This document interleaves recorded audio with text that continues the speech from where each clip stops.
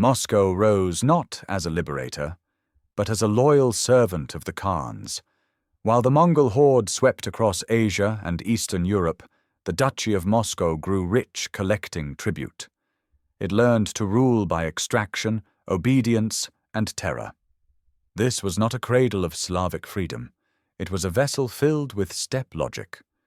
From the 16th century, Moscow's formula spread like fire.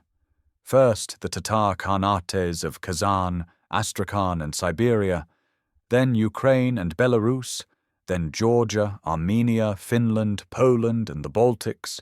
Every new conquest added a language, a faith, a history Moscow could not tolerate. Russification was the empire's virus against rebellion.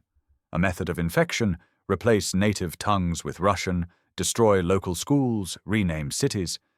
In every village, a choice: become Russian or disappear. In Estonia, Latvia, and Lithuania, Russification meant exile, book bans, and state surveillance. Schools taught only in Russian.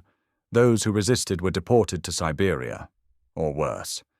But resistance lived underground, in illegal schools, secret print shops, and midnight lessons. Ukraine's identity was a direct threat to Moscow. In 1876, the M's Ukaz, a secret decree issued by Emperor Alexander II, banned all Ukrainian publications. Yet songs, poetry, and memory preserved what print could not.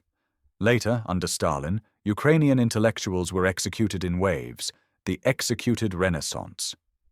In Kazakhstan, Uzbekistan, and the Caucasus, Russification took Islamic schools and replaced them with Russian-language atheist indoctrination. Entire ethnic groups like the Chechens, Crimean Tatars, and Ingush were deported en masse, accused of treason, erased from maps.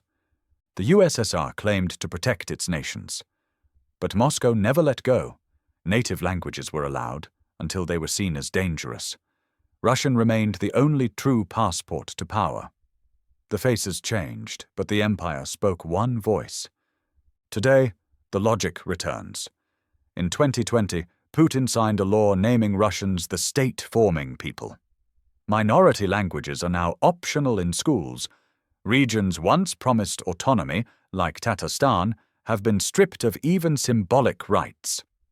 From Poland to Dagestan, Russification tried to kill what made nations distinct. But identity cannot be erased.